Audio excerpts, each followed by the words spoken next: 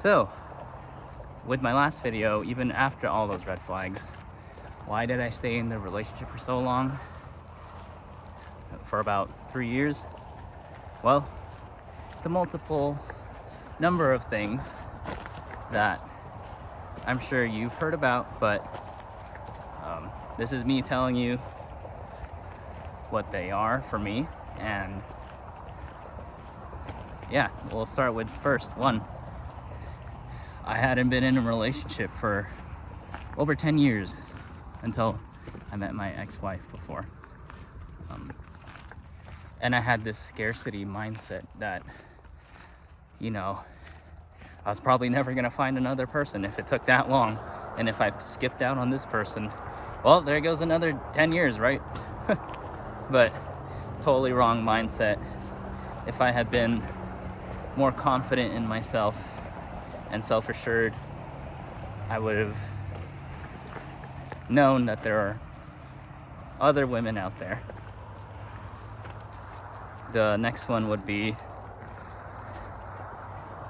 I had this savior hero boy complex type of deal. Captain Save-A-Ho, maybe you've heard that term before. From the beginning, I knew she had a lot of issues. I still believe and thought she was a good person, but that I would be the one to help her get through all of her drama and bullshit. Let me tell you, the cliche of you can't help someone if they don't want to be helped. And my ex was a victim for all intents and purposes. She had mental health issues. She had borderline personality disorder, which I didn't know about in the beginning, and only found that out maybe a year ago after I started the divorce. She liked being a victim. She liked the attention it brought to people, or the attention that people, trying to walk on these rocks down here. She liked the attention that it brought to her. People feeling sorry for her and giving her validation. And also it took away the responsibility from her. Oh, I'm gonna take a seat right here real quick. It took away, if you guys want to see, I got my recurve bow. But yeah, it took away, whoops, keep flipping this damn camera. It took away the accountability that she didn't have to answer for any of her actions, and you could just blame it on her depression or her anxiety or her bipolar or all those things. You don't want that. Even without her mental health issues and things, like, she had a victim mindset. And me being, for lack of a better phrase, than emotionally immature and inexperienced, since I hadn't been in a relationship for over 10 years, I thought it was my duty to help her out, that I could love her so much that it would fix her, or it would help her fix her. And for a period of time, it felt like it was working. But really what it was is I was just picking up the slack. It just felt like I was carrying her through. And the next reason why I stayed longer in the relationship was because, well, we had a kid. I have a little son with her. Right before I left for the military, she got pregnant, and yeah, we had our kid while I was in my training school after boot camp. And I mean, I came from a divorced family, unfortunately, and I saw the effects. I'm gonna keep walking now. It's hot out here. I saw the effects of how it affected me, especially my younger sister. And I mean, if you guys are watching this, you're probably into this type of content already, where you've seen the data where a child grows up better with both parents in the household, and they have better outcomes, and it's better for their development and all those good things. So I thought if I could just stick it out for him and maybe along the way try to help her get better, that it would all work out. But unfortunately, that's not how it played out. And I probably stayed in the relationship, if I'm being completely honest, we should have probably never gotten married. But, you know, regardless, I have my son, and it played out the way it did, and I'm happy, and I'm thankful to God that I have him. But yeah, that relationship should have ended a long time ago. Ooh, big lizard. Sorry, saw a big lizard.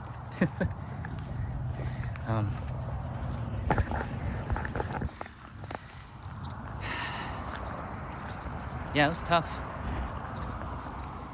trying to stick it out, and for him, but at the same time I knew that it was going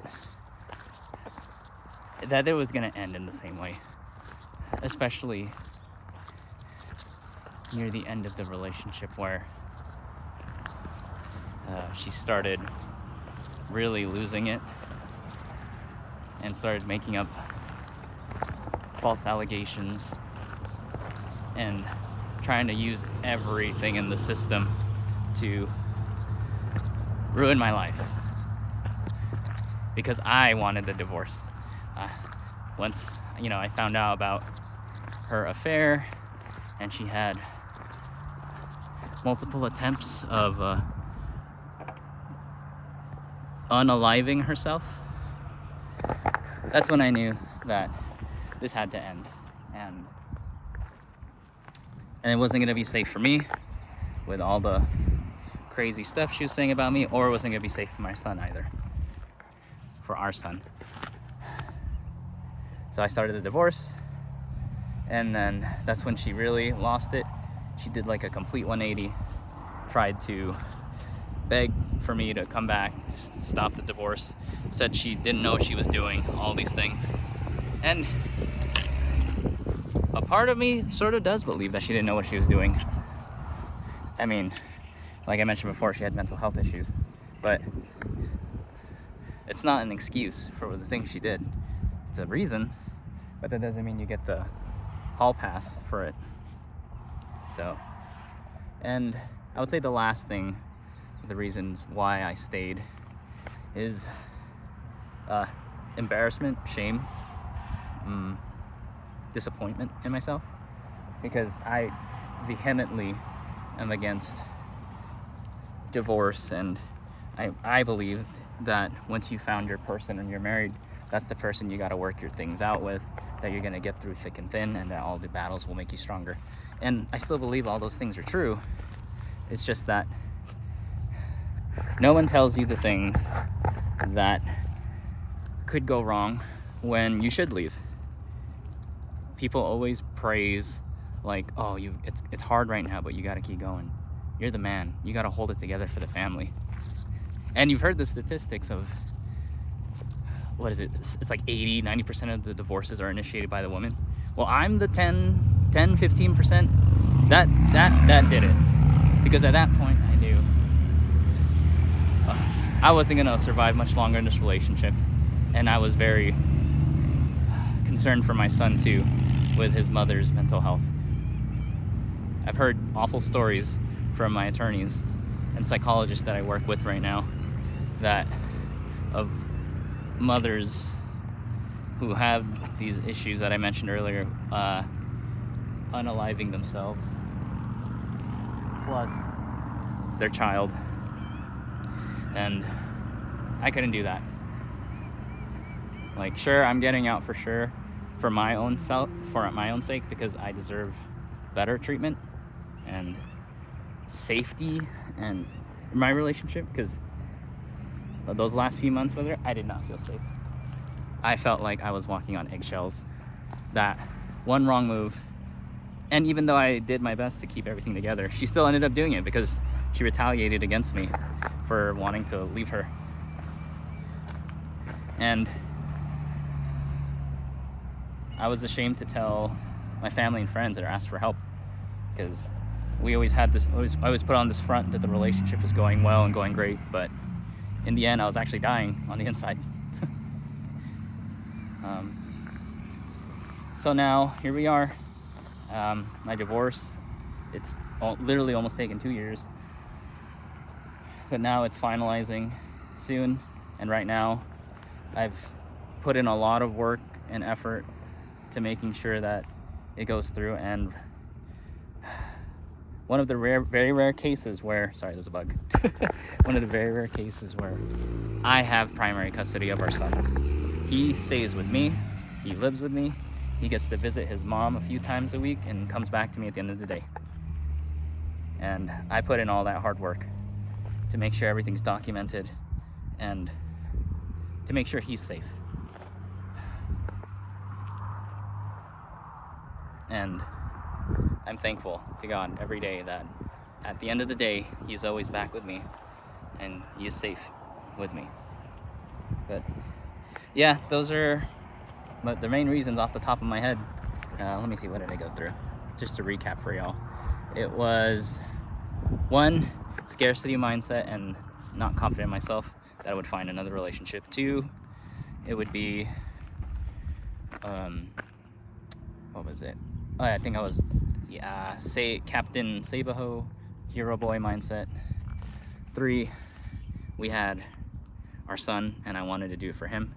And 4, right now, it was the shame and embarrassment of admitting to myself and everybody that, you know, I failed, or felt like I failed. There it is. I saw myself as a failure and that I was being a cop-out by leaving the relationship. But with regards to those things, guys, you really have to think about yourself, because a lot of the times there's a saying that goes, you know, they tell the men, do what's best for the family, but then they tell the women, you do you, girl, do what's best for you. So it's just a societal thing that places the burden on men to shoulder everything and suffer in silence for the good. But I'm here to tell you, no, do not suffer in silence. Speak up, speak out. That's what I'm doing right here. And let me know if you guys have gone through something like this. Hopefully you haven't. I pray to God you haven't. But if you haven't, be grateful. And if you have, if you could share, I'm trying to bring more awareness to these issues for men. So thanks for watching, and I'll see y'all later.